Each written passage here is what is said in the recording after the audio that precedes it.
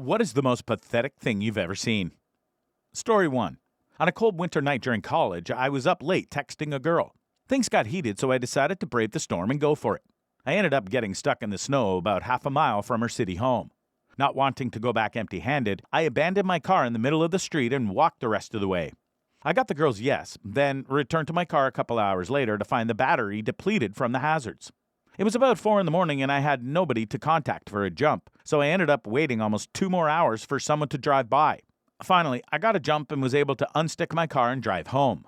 And despite the struggle, this is a great life memory and I would do it all again. 10 out of 10. Story 2. I was so determined to masturbate that I decided to shave the hairs on my pubis and used an industrial vibrator.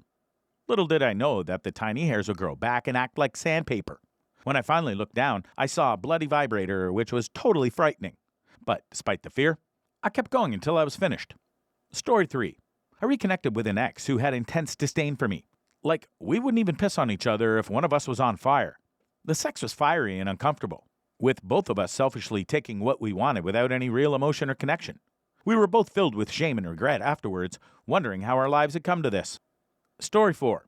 I was waiting in line at SeaWorld and my girlfriend was feeling extra frisky.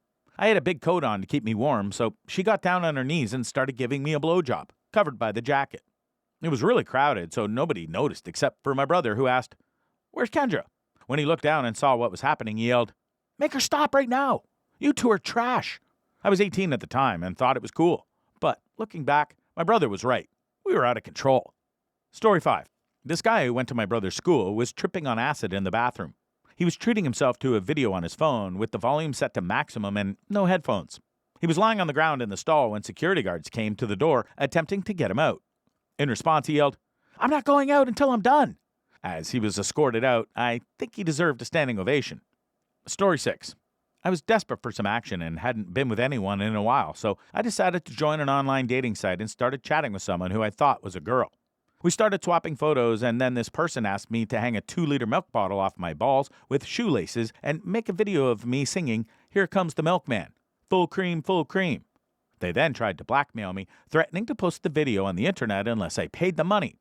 I told them to go away, but there is still a video out there somewhere of me swinging 2 liters of milk from my sack and singing a song. Story 7. I was in a terrible state with my asthma, close to death.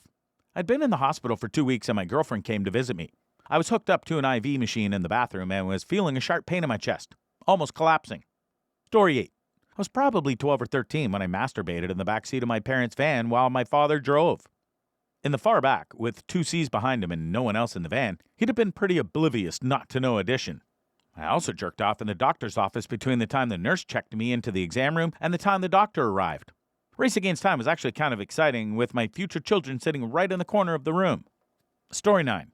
When I was a kid, I printed out a picture of some lady spread eagle and cut a hole in the vagina.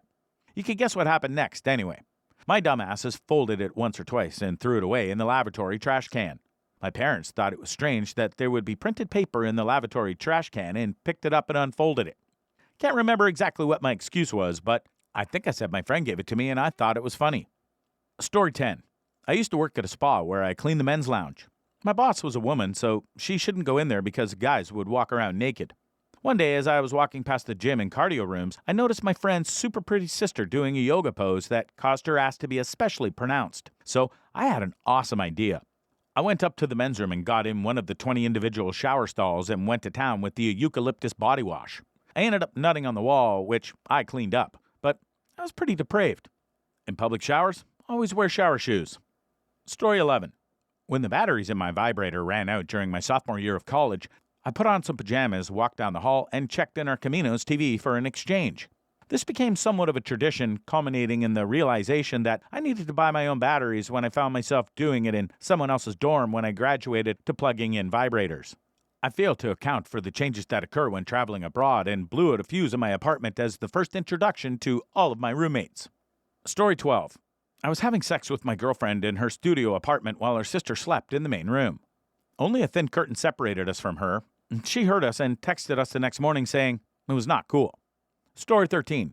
I called one of those late-night chat lines and met this 47-year-old woman at around 5 a.m. She was a heroin addict, and I helped her move a bunch of stuff on her lawn for a yard sale, presumably to raise money for more drugs.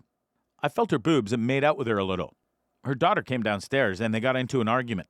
She asked me to go upstairs, but I politely declined. I left after that. Do not make that call. Story 14. I was so horny that I couldn't function. I bought a vibrator, but I was still at the age where my parents would freak out if they found it. I ran out of batteries, and there was no way I could get anything about being suspicious. So I looked around the room until I found something phallic-shaped. This perfume was the only thing I could find. My mind said no, that lid is removable. But my body said, nah, don't worry, I'll be fine. And guess what? My body was wrong. Story 15. I was on my way to an important business meeting located in the same building as my 5-star hotel room. The hotel was known to be a luxurious place full of beautiful women coming and going. As I passed through the lobby, the temptation to go back to my room and take care of a bit of business was too great to resist. Unfortunately, my plan was foiled when the elevator I was in suddenly stopped between 2 floors due to a technical failure. Needless to say, I arrived half an hour late to the meeting, both embarrassed and aroused. Story 16. Not a proud moment in my life, but at a sleepover when I was 13, I saw my friend's older sister's tit as she walked down the hall with her robe half open. And I had to pound one out while my friend was asleep right next to me in the same bed. Looking back on it, I don't think he was asleep, but rather awake and paralyzed at the fact that his friend was jacking it so close to him. Story 17. I was in high school, exhausted, and talking to one of my more peripheral buddies. He pulled out a bottle of noodles and caffeine pills and asked if I wanted some. Without thinking, I said yes and took 2 of the pills. My friend then started busting out laughing, and when I asked him why, he showed me the bottle. It was his dad's prescription Viagra. Everyone in the group was roaring with laughter, and as word started to spread around school, I received weird looks and smirks everywhere I went. Not really knowing how Viagra works, I took the pills anyway, and an hour later I had an uncontrollable rock-hard erection. I had to rush to the bathroom to take care of it, and when I came out, there was a group of people waiting for me, and they all started laughing. All in all, it was pretty funny.